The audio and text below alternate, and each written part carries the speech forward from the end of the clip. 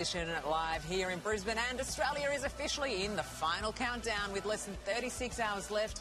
Both Anthony Albanese and Peter Dutton are embarking on a mad dash right around the country as they attempt to woo undecided voters. Joining us to discuss today's headlines is Independent MP Dai Le in Sydney and Nationals Senator Matt Canavan here in Brisbane. Good morning to you both. Morning. Dai, I'll start with you because I know we have a bit of a delay to you, so let's get that underway. 6 million Aussies have already voted. 1 in 4, though, will make up their minds as they go to the ballot box tomorrow. Do you reckon you've done enough? Oh, look, I believe Fowler, my electorate, is one of the highest, has got one of the highest pre-poll numbers in the country, I believe. The polling booth has been smack. Like, we've just every day standing there handing out how to vote. So it's been really busy. And people are telling me in terms of their frustration with the interest rate rises, their bills, their costs of everything. So that's the feedback I'm getting on the ground as I've been handing out and talking to people. It's been a very, full on. We're in the political trenches, as I tell my volunteers. We're in there fighting for every single vote. At the same time, trying to fight against the Labor Party spending $1 million attacking me on everywhere. So, spreading lies. So it's just been, like everything at me. I know. Yeah, Fowler has been one of those intense seats that Labor is desperate to win back. But, Matt, you guys are staring down another 3 years in opposition. Do you look back at this election campaign and wonder what on earth went wrong? Well, like the players this weekend at Magic Round, I don't look at the scoreboard when you're playing. You've got to just keep going. And it is a real fight because it's a fight for our country. What I've been hearing at the polling booths I've been at is people are really struggling right now. They've done it very tough over the last 3 years.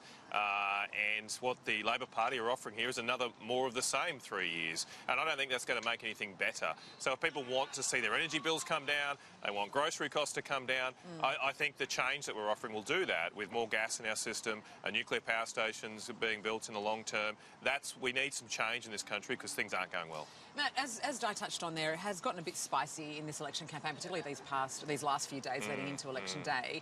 We've seen the homophobic slur in Bennelong, we've seen neo-Nazis out and about, and the exclusive brethren. It's a bit ugly. No one wants to see that. I mean, why are we seeing this emerge, particularly in the final few days? Well, I'll take you up on you mentioned the exclusive brethren. I don't think there's any evidence of them doing anything other than just participating in a political process. It's what they represent, though, isn't it? Well, but they're allowed to have their views. I mean, it's a free country, and if they do so respectfully, well, if they want to support the Liberal Party, of course, we take people from all different types. And sometimes, even I, Sarah, don't always support everything that my party says.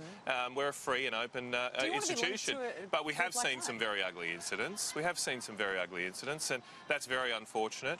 I think it's this campaign, particularly from the Labor Party, has been full of the most ridiculous scare tactics. That has created an environment which is not very conducive to peaceful democratic processes. And for all the Prime Minister's talk of being concerned about what's on social media, maybe he should look at his own party's ads that they put on there demonising Peter Dutton and others in the most vile ways. I suppose it's been effective, though.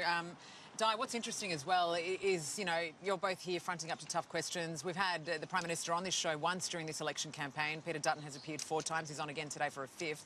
He hasn't shied away from being front and centre of the Liberal campaign. Does that make him an easy target?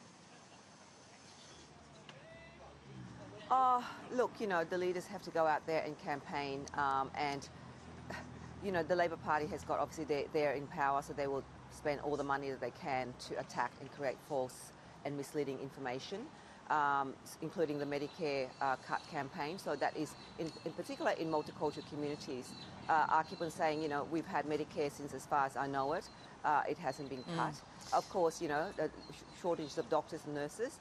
But look, some migrant communities do hear that. But then others are very angry with Labor, especially in Western Sydney. I don't know what other seats are like. But I have certainly seen an increase in the number of people. Your seat is obviously the blue how to vote. I'm trying to cut in, sorry, with the bad delay, Dai. You obviously hold on to your seat with a slim margin. If you end up being re-elected, you could be a kingmaker, one of the kingmakers if it's a hung parliament. Which way will you swing?